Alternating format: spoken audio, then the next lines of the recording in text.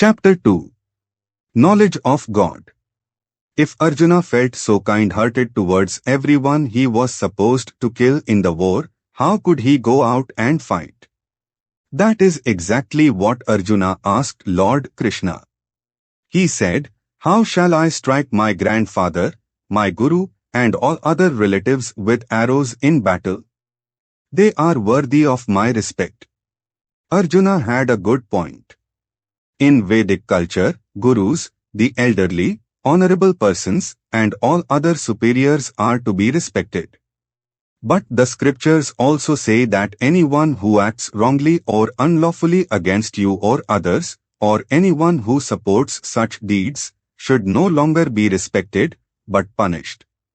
Arjuna was confused about his duty and asked for guidance from Lord Krishna. Lord Krishna then instructed him on the true knowledge of Atma and the physical body.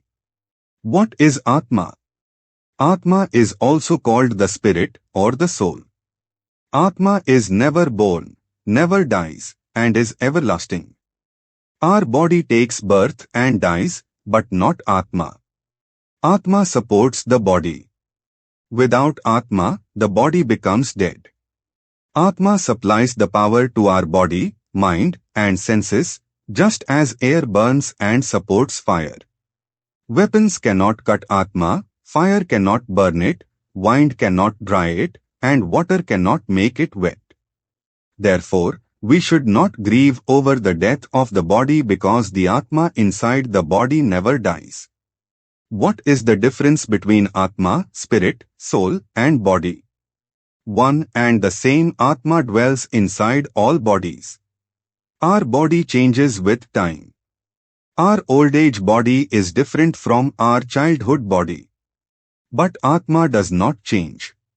Atma takes a childhood body, a youth body, and an old age body during this life, then takes another body after death. The Sanskrit word Atma is translated as spirit in English. Spirit is universal and all-pervading. The English word spirit or soul also means the spirit residing in individual bodies.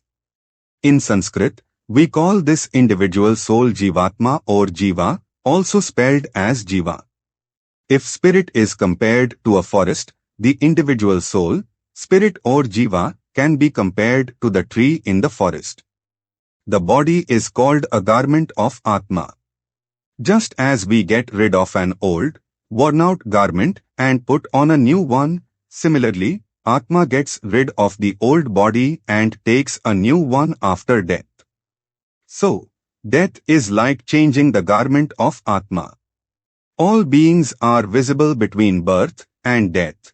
They can't be seen before birth or after death and remain in their invisible form. Therefore, we should not grieve over the death of the body. We are not the body. We are Atma with a body. Death just means our soul passes from one body to another new body. Then why did Arjuna grieve over the deaths of loved ones on the battlefield? Why didn't he want to fight? Arjuna was a very tough warrior, but he wanted to run away from the horrors of war and lead an easy life of a sannyasi, a wandering hermit. Lord Krishna taught us to face the battle of life by giving Arjuna the beautiful science of Karma Yoga, the art of peaceful and prosperous living. Chapter 3 of the Gita tells us more about this. Arjuna was worried about the results of the war, but Lord Krishna asks us to do our duty without worrying too much about the results, such as gain and loss, victory and defeat, success and failure. If you are constantly worried about the results of your studies, you will not be able to put your heart and soul into them for fear of failure. But how could Arjuna fight his best if he wasn't fighting to win and gain something? Arjuna must fight to win, but he should not weaken his will by worrying about the result while he is fighting. He should put all his attention and energy into every minute of the fight. That energy is what will bring the greatest result. Lord Krishna tells us that we have full control over our action, but no control over the results of our action. Harry Bhalla says, a farmer has control over how he works his land, yet no control over the harvest. But he cannot expect a harvest if he does not work his land with his best effort and with the tools he has. We should do our best at the present moment and let the future take care of itself. Could you tell me more about the secret of success as told by Krishna to Arjuna? We should be so completely absorbed in work or study as to become unaware of everything else, even of its results. To achieve the best results from what we do, we should be focused on the action with undivided attention. Action should be done sincerely without worrying about its results.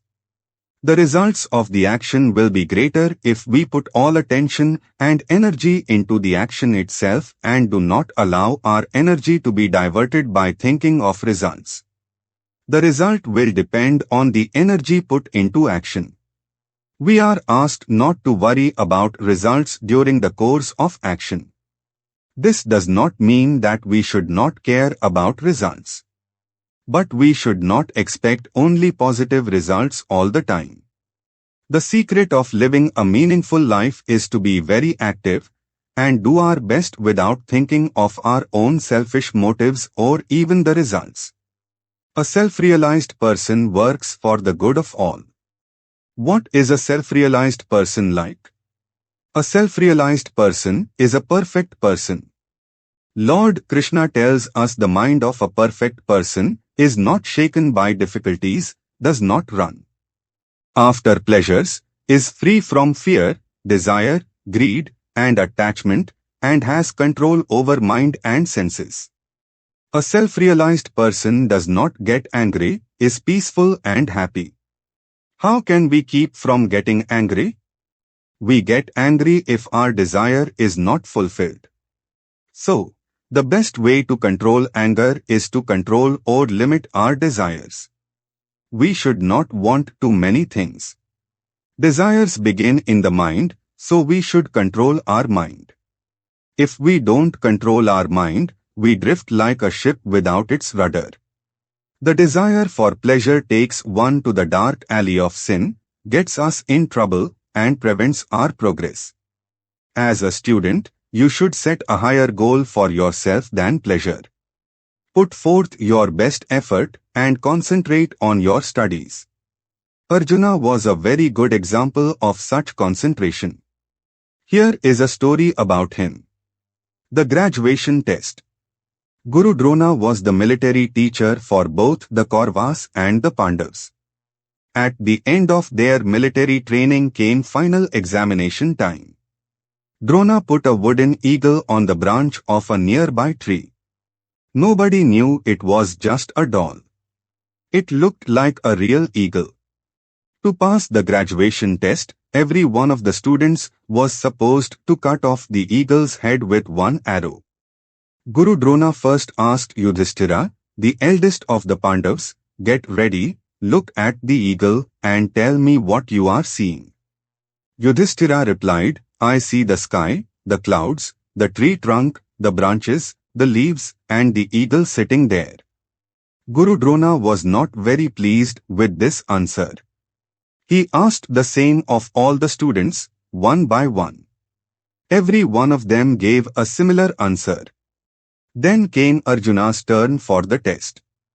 Drona asked Arjuna, "Get ready, look at the eagle, and tell me what you are seeing." Arjuna replied, "I only see the eagle and nothing else." Drona then asked a second question, "If you are seeing the eagle, then tell me how strong is its body and what is the color of its wings?" Arjuna replied, "I am only seeing its head and not the entire body." Guru Drona was much pleased with Arjuna's answer and asked him to go ahead with the test.